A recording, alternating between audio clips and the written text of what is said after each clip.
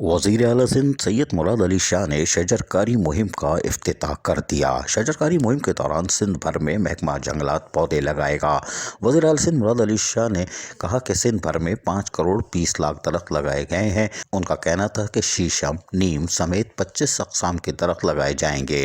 वज़ीर आला सिंध ने कहा कि जब सियासत में आते हैं तो तनकीद होती है। सियासी जमातों से जो मुशावरत हुई है इसकी काबीना ने मंजूरी दी है। स्पीकर से दरख्वास्त करेंगे कि बल्दियाती तरामीम पर असम्बली की सिलेक्टेड कमेटी बनाएं। वज़ीर आला सिंध ने मजीद कहा कि असम्बली की अक्सरियत जो फैसला करेगी वही होगा।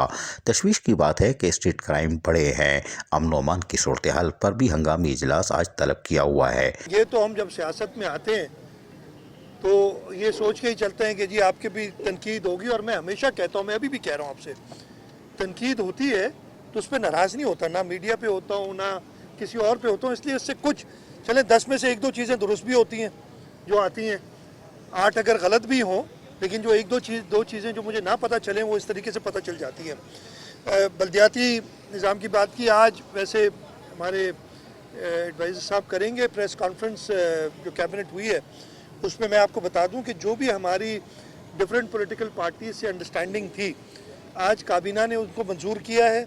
इंशाअल्लाह ताला परसों सूबाई असम्बली में वो जो कवानीन में अमेंडमेंट्स हैं वो पेश होंगी, और उसके साथ साथ हम उनको इमीडिएटली पास नहीं करेंगे। हम पहले भी इमीडिएटली पास जो किया था उसकी एक वजह थी, वो मैं कई बार समझा चुका हूँ, मैं फिर एक बार बता देता हूँ कि इलेक्शन के कमीशन की तरफ से एक डेडलाइन थी, और उस डेडलाइन के तहत अगर हम वो कंपोजिशन नहीं बनाते अपने लोकल काउंसिल्स की तो वो पुराने कानून के तहत कर जाते, जो कि इस वक्त नई मरदमशुमारी आने के बाद वैलिड नहीं था।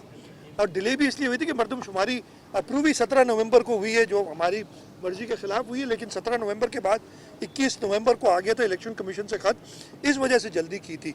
इस वक्त हम ये सारे अमेंडमेंट्स असम्बली में पेश करेंगे। हुकूमत की तरफ से हमारी दरख्वास्त स्पीकर साहब को यही होगी कि एक स्पेशल सेलेक्ट कमेटी बनाई जाए जिसमें अपोजिशन के और सरकार के ट्रेजरी साइड के मेंबरान हों, और वो ऑलरेडी बात हुई है उस सिलसिले में। और हम उनको कहें कि ना सिर्फ ये अमेंडमेंट्स बट वो पॉलिटिकल पार्टीज़ अपनी जो भी अमेंडमेंट्स डालना चाहती हैं वो उस कमेटी के सामने लाएं। उसमें हम कोशिश करेंगे, कोशिश क्या बल्कि इंश्योर करेंगे कि असेंबली के अंदर सब जमातें जो भी मौजूद हैं उन सबको नुमाइंदगी हो, ताकि वो अपना मौक़िफ़ पेश कर सकें। उनका कहना था कि माशी हालात की वजह से भी सूरत हाल बिगड़ती है।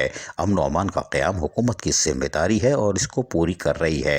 Apex committee national action plan के लिए बनाई गई थी। नेशनल एक्शन प्लान पर सूबों को निकाल दिया गया है। उन्होंने कहा कि मुझे मेहनत का जज्बा पैदा होता है और मैं कोशिश करता हूँ कि लोगों को सहूलियात की फराहमी को यकीनी बनाया जाए। उनका कहना था कि हमारा लॉन्ग मार्च पहले से ऐलान करदा है। इस लॉन्ग मार्च के ज़रिए लोगों के मसले बताएंगे।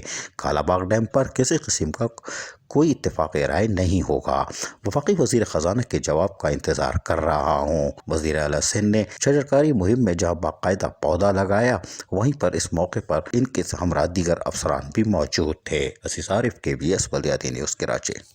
ऐसी ही खूबसूरत वीडियोस फ्यूचर में हासिल करने के लिए रेड बटन पर क्लिक करके और बेल आइकॉन को प्रेस करके हम सबके सब्सक्राइबर बनना मत भूलिए।